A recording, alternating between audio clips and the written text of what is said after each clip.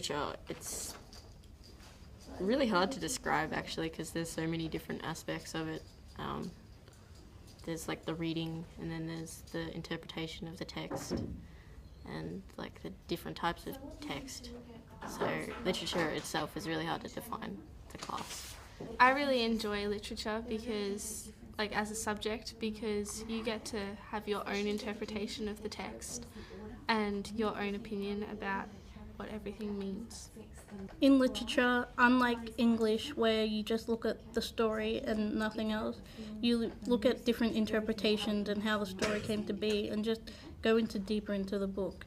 Definitely bring an open mind, and you need to be able to read quite well.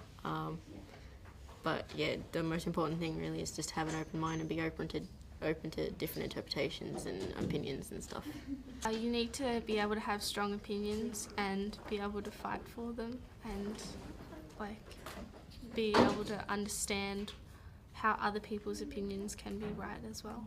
You need to know what you're talking about, so you can't just skim the book. So if you don't like reading, you shouldn't do it at all, because you really need to understand the book properly. Read the book, always read the novel, take notes, be organised. Make sure you have everything you need, because Debbie will crack it. Make sure that you keep up, because if you let the work get to you, there's just so much and it gets overwhelming. All I can say is just read, and then when you're finished reading, just keep reading.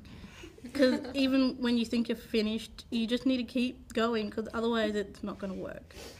The boy could feel the walls closing in on him. The bland blue room was suffocating, trying to push him out.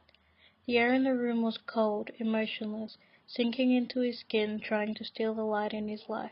It was the boy's house. He lived there, but it wasn't his. It didn't belong to him, didn't provide him any comfort. He just lived there, like a man squatting in the house he used to own. He had to get out. Everything was telling him to. It was in his parents' posture. They wanted the boy out, but they didn't want him to know. But the boy knew. He knew that when he was finished with school, he would not be allowed home again. The boy opened the door to the house, senses returning to him in a rush. Just like a drowning man taking his first breath of life, he could breathe again. Turning to look inside the house, he felt the difference. Inside had no life or feeling. It drained him, not leaving anything of him besides the pain of being abandoned. Outside held the freedom to a man hidden in the dark, coming into the light, feeling the warmth of the sun. The boy closed the door behind him, walking away. He had to get as far away as possible from the house, far enough that the house no longer haunted him. He walked down to the beach, down to the end where the land curves and the beach meets forest. It was his place, his and Sarah's. He laid on the ground in the shadows of the trees. He was in between two worlds, the trees and the seas, sand at his feet, grass at his back. The smell of wood and salt water surrounded him, absorbing into his senses, slowly taking away the disgrace that was cast upon him. The grass around him was moving, but he was staying still. Nothing in him was moving. He looked at the dark wood of the trees. The trees were old, roots digging into the ground and spreading through the earth, gaining life from the soil. He felt hollow, nothing to dig into, nothing to gain life from. He was nothing. Nothing but the core of resentment and bitterness of his parents. He felt it. They didn't think he did. They thought that they were hiding him from the truth. But when he had his ear pressed against the cold wooden door, when the crickets were chirping loud and sharp, singing tales of the night, he heard the stories of betrayal and infidelity. But beneath the lies was unhappiness, as crisp as the night air cold, numbing and burning from the outside in.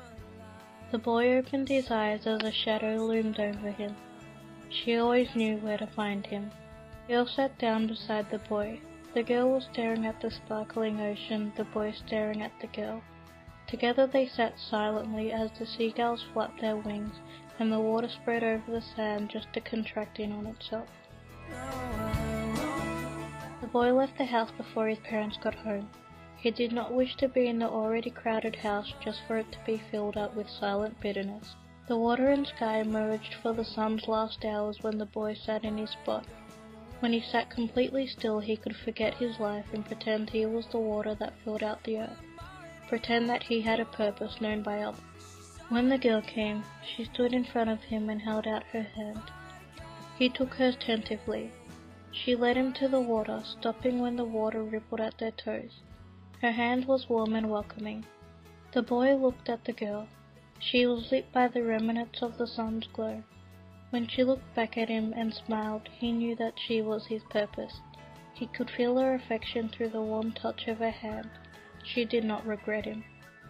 He pulled her into the water, hands still connected. The water was warm, their touches innocent, and her lips tender.